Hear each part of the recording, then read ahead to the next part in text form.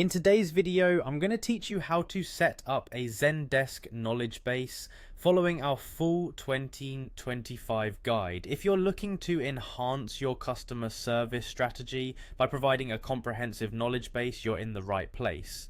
Our step-by-step guide will walk you through the entire process of setting up your Zendesk knowledge base, ensuring that you can efficiently assist your customers with their queries.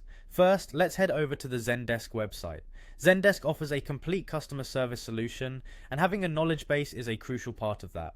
Once you're on the site, look for the sign in button, typically located at the top right corner of the page, and click on it. You may need to navigate further to choose your account if you have more than one, and once that's selected, go ahead and sign in again. Next, you'll be prompted to enter your email and password.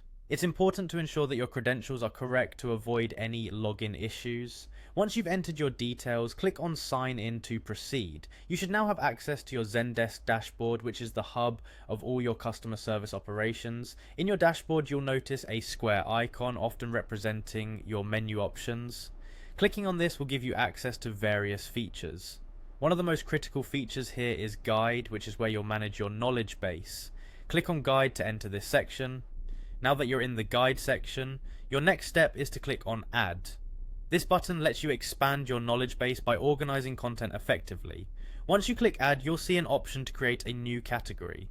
Categories are vital for organizing your articles into logical sections, making it easy for your customers to find information. Type in a name for your new category. Choosing a clear and descriptive name is essential because it helps your users immediately understand what kind of information they can expect to find there. After naming your category, click on the description field and provide a brief overview of what the section covers. This helps set expectations for your users and guides them in browsing your knowledge base efficiently.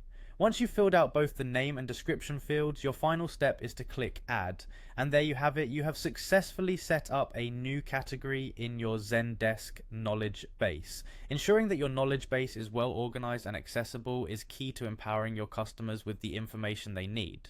With categories, clear names, and concise descriptions, your Zendesk knowledge base will become a valuable resource for both your team and your customers. Remember, a well-maintained knowledge base can significantly reduce support tickets and enhance user satisfaction. Thank you for following along, and don't forget to check out our other tutorials for more tips on optimizing your customer service experience.